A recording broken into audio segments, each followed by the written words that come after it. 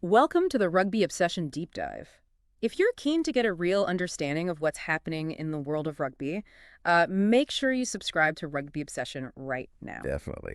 And today we're digging into a really interesting piece from Rugby Pass. Yeah, it's got this quite provocative title, doesn't it? Money is pouring into the All Blacks, yet the more they spend, the less return they get. Exactly. So our mission today really is to unpack that.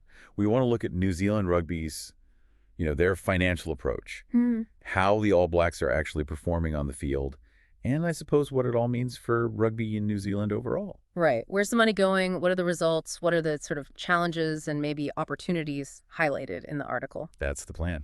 Okay, let's get straight into it then. The Rugby Pass article, it kicks off by laying out NZR's recent financials, and, well, it shows they're still making losses. Yeah, quite significant ones. It mentions $20 million this past year. And that's after $9 million the year before, and wasn't it $47 million the year before that? That's right. So it's a consistent pattern of losses, at least recently. And this is the interesting bit the article highlights. Even with those losses, they've upped the spending on their main teams quite a bit. Yeah, the teams in black, All Blacks, Black Ferns, the Sevens teams, and so on. That investment jumped, what was it, $75 million in 2023? Up to $84 million for 2024. That's a 9% jump. It's a fair chunk of change. And the idea, as the article explains, is that NZR is banking on the All Blacks brand. Right, using that brand strength to generate more income. Exactly. Income they can then, reinvest back into the game, hopefully. It's a top-down investment strategy, essentially. And is it working on the money side? Is revenue up? Well, yes, actually. There's some evidence it is, partially at least. Revenue saw a 13% increase Okay. from $268 million up to $285 million. So where did that extra money come from? Mostly driven by sponsorships, some new deals mentioned, like Bupa and Mitsui Fudosan. Yeah. That pushed commercial partner money up. Right, from 120 meters to 125 meters. Yeah, and also more match day revenue. Those big tests they played overseas, Tokyo and London, they brought in nearly $3 million more. It just shows, doesn't it, how strong that All Blacks brand still is globally. Absolutely. I mean, the article points out how quickly they found a new sponsor when Ineos ended their deal. That says a lot. Businesses clearly still see value there. They do. So from NZR's perspective, this big investment in the top teams is, well, vital for the game's future in the country.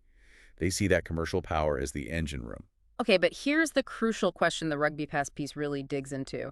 Is all this extra money actually leading to more wins on the pitch for the All Blacks? That's the million-dollar question, isn't it? Or maybe the $84 million question now. Huh, yeah. The article does mention the Black Fern Sevens have been doing really well. Consistently good performance. True. They are noted as standouts within that Teams in Black group. Mm-hmm. Although the piece doesn't break down exactly how their funding has changed. Fair enough. But it seems safe to assume most of that extra $9 million investment we talked about is going towards the All Blacks. Right? Highly likely, yes. You're talking coaching teams, high-performance people, player salaries. That's where the big costs usually are at that level. And the article gives some context on how much the support staff has grown. It's quite stark when you look back. It is. Steve Hansen in 2012, he had 14 staff. Then Ian Foster at the last World Cup, 21. And Scott Robertson's initial team, 23 people plus consultants on top of that. This is a significant increase over a decade or so. Then what about the players themselves, the pay packets? Well, the article suggests the top All Blacks are earning, similar amounts to top players in Europe, around $1 million or $1.2 million a year. Wow. And then you have things like sabbaticals. Bowden Barrett, Artie Savea playing in Japan. The article estimates they could have pulled in maybe around $3 million in 2024 with those deals included. So serious money involved at the top end. But, and this is the kicker in the article, the data presented suggests this spending increase hasn't really boosted the win rate. Yeah, that's the core argument. They pull out some stats. Like in 2016, the spend was around $48 million. And the All Blacks won 13 out of 14 tests that year. Pretty dominant. Right. They jumped to 2024. The spend is $84 million. And the record was 10 wins from 14 tests. So more spending, but actually fewer wins in that comparison. It certainly raises questions about the return on investment in pure win terms. It does. It's a bit of a disconnect, isn't it? But as we said, the commercial partners don't seem too worried yet. The money keeps coming in. Which is crucial for NZR's model, it seems.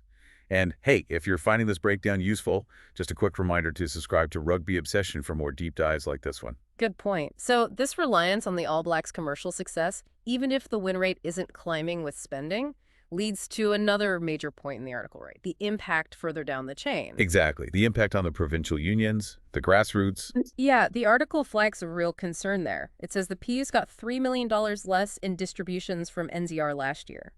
And they're expecting a similar drop this year, too. That's got to hurt at the community level. For sure.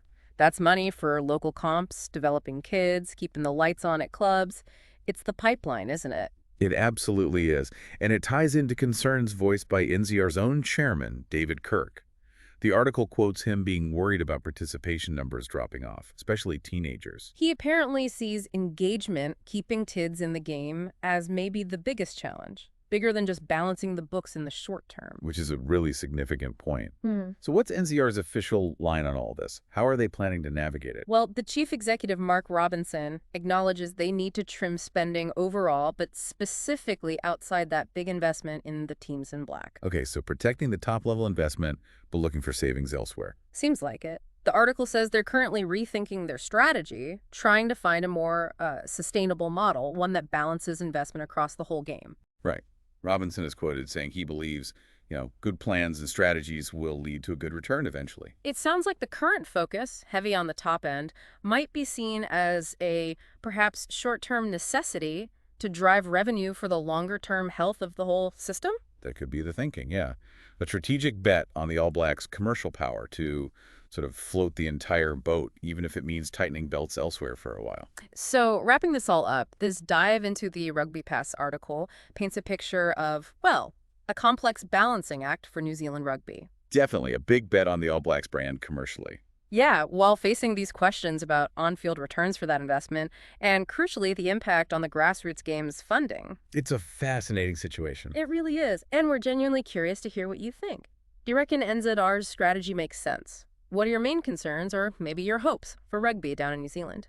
Let us know in the comments. Yeah, these are big questions with no easy answers affecting a whole rugby nation. Absolutely.